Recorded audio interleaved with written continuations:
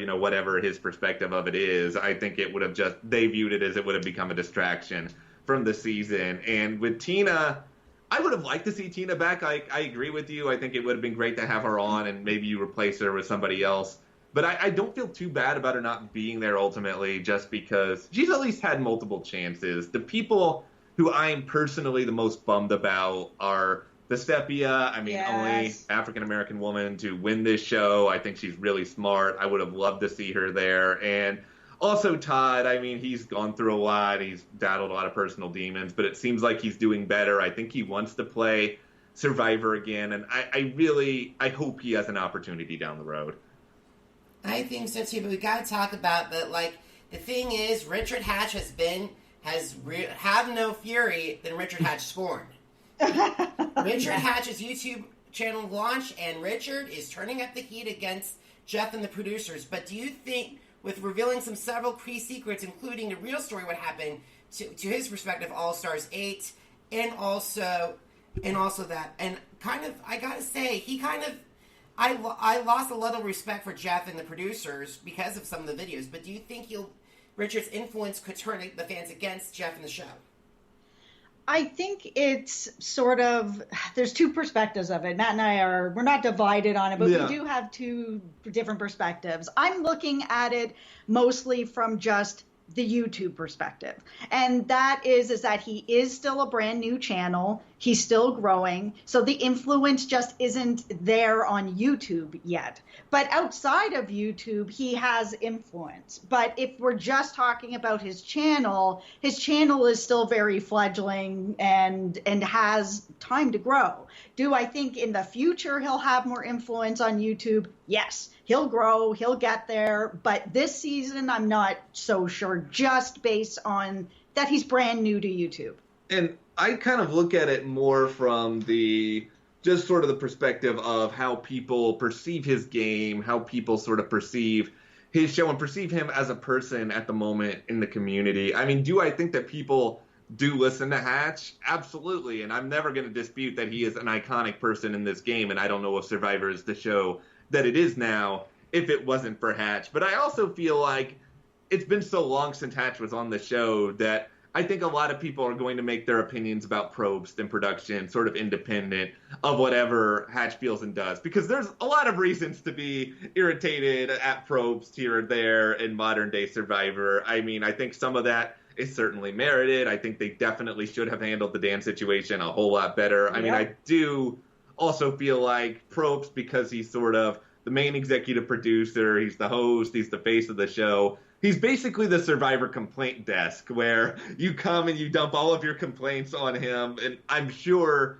it's difficult sometimes with being in that position, but I think maybe Richard will cause Probst and production to get a little bit more heat. But I also just think they're already getting a lot of heat. And if the season turns out to be really great, maybe some of that will cool down for a little bit. Yeah.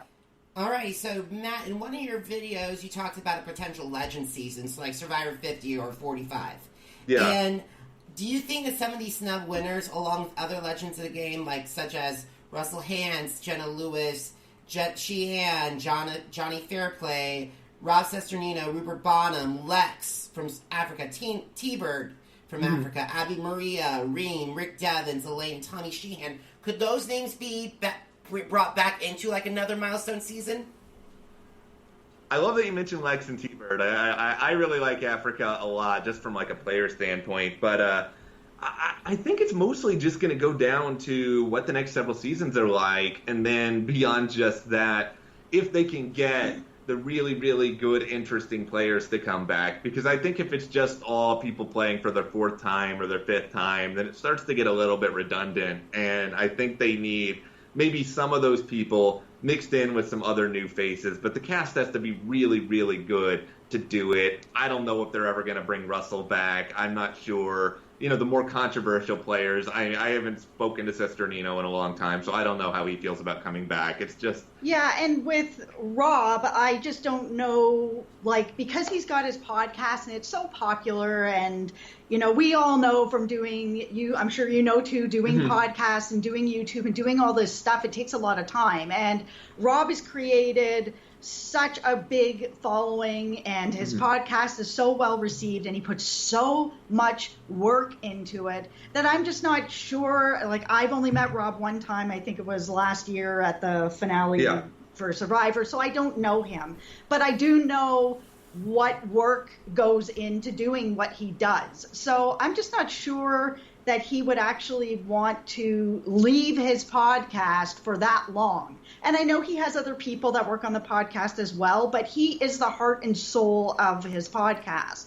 And like, I know for me, I would never do reality TV, but if I was asked to do something and it was a choice between leaving our channel and leaving our website, knowing that we work like 10 or 12-hour days every single day for 9 years, I just don't think that I would be willing to give that up. Yeah, it's a tough decision, and I think it's a really tough season to cast. I think it could be really, really fun, but I wouldn't do it unless it was amazing. And just sort of like, I wouldn't have done Winners at War unless you had back people like a Parvati, like a Ra, like the really, really iconic people, because otherwise it just feels like you're missing something.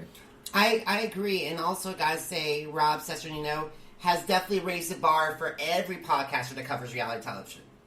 Yeah, no, for sure. He's great. I have a ton of respect for what Rob's done. I mean, I haven't done his podcast in a long time, but the times that I've done it, it's been really fun.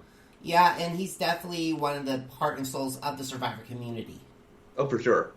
All right, that's why I just wasn't sure if he was asked back if he would give that up or hand it over to somebody else while he's gone, because he is the heart and soul of that. I agree. And I think Rob has done a great... But I do think if Jeff retires, Rob is definitely one of the front runners. Wait, you're telling me that I'm not going to be the host of Survivor moving forward? I'm sorry. I'm joking. I'm No, sorry, Rob. I'm just a being host. honest, because I definitely see Rob, at both Boston Rob and Rob, being the top two contenders. Yeah, I think both of them could do it. I mean, I think it's also possible that they would go completely off the map and pick somebody who's not affiliated with Survivor. I mean, I don't think Probst is leaving anytime soon. I think it's going to be more comforting for people if they bring in someone like one of the Robs or somebody who's more familiar to production. But I think in the end, as long as they find someone who is good and understands what the show is, I think it too shall pass. I think I made the comparison of, it's like when Bob Barker left The Price is Right. No one thought it would go forward, and then eventually people got used to Drew Carey. I agree. And, like, Drew has done a great job of transitioning it to Price is Right to what it is. Yeah, for sure. Alrighty, so let's talk about another CBS property, our last CBS property that I think we're going to be talking about. Big Brother's 20th anniversary. Yoo-hoo! Alrighty, so we all thought that Julie Chen Moonves' Halloween costume could be the seeds that would start Big Brother's 20th anniversary with a bang. She dressing up as Halloween costumes, and also an iconic house guests. But however, there was no All-Star season yet. There's no Celebrity Big Brother 3. Do you think they've missed the mark by not having anniversary season? Absolutely. I mean, we were really excited when we saw all the costumes coming out. We thought this can't be for no reason. She let it go on for the full week and then nothing happened. We're like, okay, maybe it was just Halloween. And then it kept like coming up and coming up and it just went on for so long. Julie should have just dressed up like a clown, because that's what she was just doing to all of us. She was just clowning us all with all of that. I don't know if she was just wanted to do something silly. She had that time to do it. I have no idea what was going on with the Halloween costumes. The thing that bugged me even more than that was, I think it was like a few days after Halloween, she just posted this thread of just these random Big Brother iconic gifts.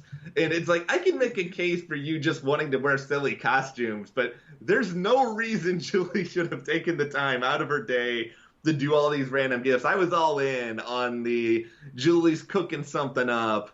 I think it's a wasted opportunity. I mean, it might not be Julie's decision. It's obviously whatever CBS has wanted. But I will say this. My understanding is that the ratings for a lot of the time slots that Celebrity Big Brother was on last year, those time slots are down this year. So I think they made a mistake not bringing it back in the winter. Yeah, I agree. Alrighty, so guys, all throughout my podcast, I've been talking to people who cover Big Brother and who are fans and also former house guests. I created an all-star cast, two casts, that celebrates the entire show, the American version of the show, but I have a twist. So do you want me to tell you about the 20 people I want to come back? Yeah, let's hear it. Alrighty, so I divided them back to old school and new school. So we're going to start with Dr. Will Kirby. Mm-hmm. Yep. Danielle Reyes. Yeah. Marcellus Reynolds. Oh, Marcellus. Janelle. Janelle, of course. Eric Stein. I would watch Eric Stein do anything. Yeah. Dan Giesling. Yes. Yeah. Spectacular Jesse Goddard. I'm all about that. Yeah, we have always been spectacular defenders. Yep. One of the most elusive winners in the entire Big Brother verse, June Song. Oh, June's tremendous. I love June. Yeah. Rachel Riley. Yep. Yeah, of course. And of course, we can't have Rachel without Brittany. Yes. So then I divide it up to new school, which includes the past 15 to 21, plus over the top and the past 2 celebrities. Okay. So I chose Andy.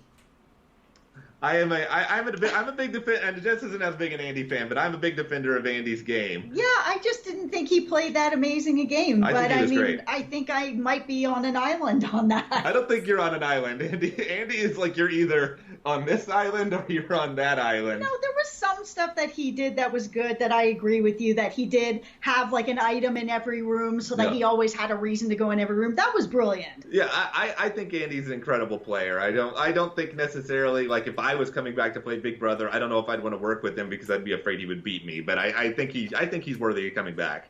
Alrighty, Amanda. Amanda's controversial. I don't know if they'd bring Amanda back. But a lot of I think fans she's a really big want villain. her back, though. Say that again? But a lot of fans really want her back. Yeah, I think it could go either way. I think that there are certainly a lot of people that want her back. I don't know if they would bring her back. Okay, now this is a polarizing one. Are you ready? Yeah. Frankie. No thanks. Yeah, I think much as we are very pro Jesse, I think we are both very anti Frankie. I mean, I will say this: the hour that he decided to tell everyone he was the brother of a mega pop star, that was very compelling live feeds, other than the part where he was like trying to orchestrate the camera angles because he knew it was going to be on TV. I was like, okay, come on, Frankie, just get on with it. But I got to defend him really quickly. Go for it. 4 HOHs, and also stayed in a game when his grandfather, the first person they told he was gay and accepted him, died in a house. I have to commend him. And doing the battle on the block all by himself, that's legendary. I think Frankie as a game player is actually he was a better player than I thought he was going to be going in. I thought he was just going to completely just tank out like 3 or 4 weeks in. So as a game player, I am right there with you. I just don't think his personality just didn't mesh with me. I think it was Alrighty. a bit too much a lot of the time. Alrighty, so how about Davon? Davon, I'm all in. Oh, I watched Davon all day. Yeah, I love watched Davon. her read a phone book. Yeah, I remember there was Davon Survivor rumors at one point, and I was really wanting that to happen. Oh, man. We gotta talk about somebody that was the runner-up twice. Paul, my friend Paul. You got friendship for Paul, Jess? Actually, I would watch Paul again. I think that after that last season where he kind of just started to spiral into villain territory, I wouldn't mind. I mean, it would have to be with a much stronger personality cast. I don't want him to just come in and just steamroll everybody where I'm watching an entire house of Paul. I think if this was 2 years ago after season 19, I would be like absolute no on Paul because I was just tired of him at that point. But it's been a couple years. I think he's been very interesting on social media, and so I wouldn't be mad at this point if Paul came back. He probably wouldn't be on my top 5, but I wouldn't protest it in the way that I would some others. Alrighty, so I want to do someone that has been very overlooked, Morgan Willis. Morgan's interesting because over the top, I thought she played a solid game. I think she did benefit a little bit in the end, that there were just a lot of people who really didn't like Jason Roy and kind of voted against Jason more than voted for her. Yeah. But I like Morgan. I think Morgan is nice. I've seen her at Reality Rally before. I I mean, I will say this: if you were going to bring somebody back from over the top, bring back